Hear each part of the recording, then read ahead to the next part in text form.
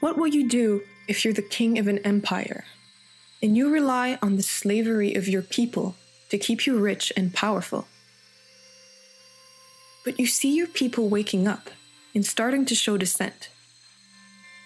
What would you do if you wanted to stay in power? You would sure hope that they forget about it. You would want to distract them, or even better, turn them against each other, so that they forget about their original cause. The mainstream media, which we all know is in the business of maintaining the status quo, is doing a great job at doing just that. They are reducing this global transformation that's going on, this beautiful shift in human consciousness, into a petty war between each other. They will continue to create sides for us to choose from. They will keep our minds focused on skin color and uniforms. They will tell us what opinion to have about events and other people. But what they will never do is bring focus back to the message of truth and change that is trying to be born and heard through this social upheaval. Are we listening to it? Are we paying attention? Or are we falling into the trap of being divided and conquered once again?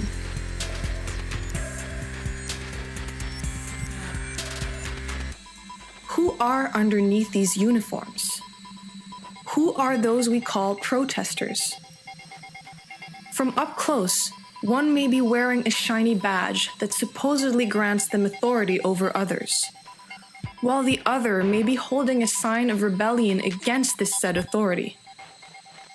But from a higher perspective, it's all the same. We are all human beings. And the reason why change is needed is meant to uplift not only those walking the streets, but also those wearing the uniforms. So let's talk to each other, not yell at each other. Let's talk to each other, not kill one another. Let's give power to our message, not our egos. Let's remind each other of the beautiful and unifying cause behind all of this. We want a world that honors all life. We want a world that is fair for everyone. We want peace. We all want to stop surviving and start living. We want to be free. It's time for a new philosophy, folks. One based on, yes, the principles of Jesus, which were love your brother as yourself, because you know what? He is yourself. We are literally all one.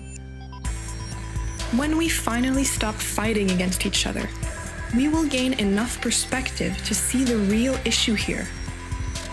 Now, one might say that the issue is the king of the empire, the corporate elite that is enslaving humanity.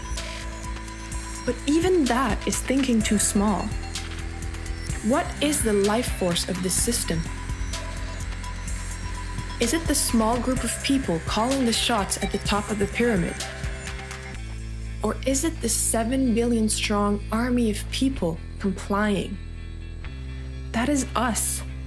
That is humanity. We do it because we want to keep our jobs, because we want to survive. But we only have to struggle to survive if we comply with a system that keeps us in isolation and competition.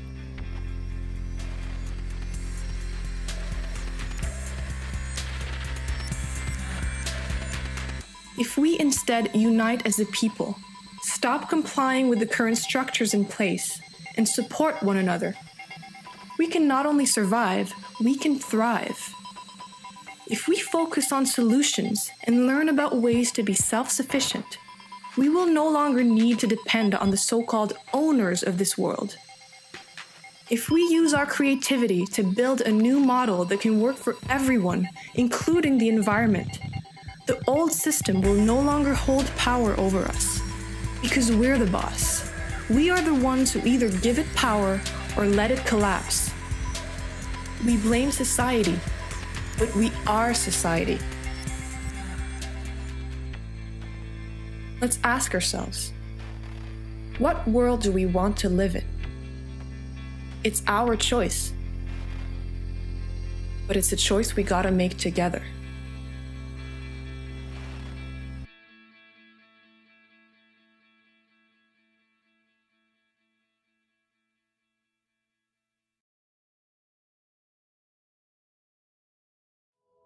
I don't know. I'm wondering how much bull can the world put up with before nature just breaks? How much illusion can the world suffer before nature just snaps in half? Well, I spent a lot of time with indigenous people in places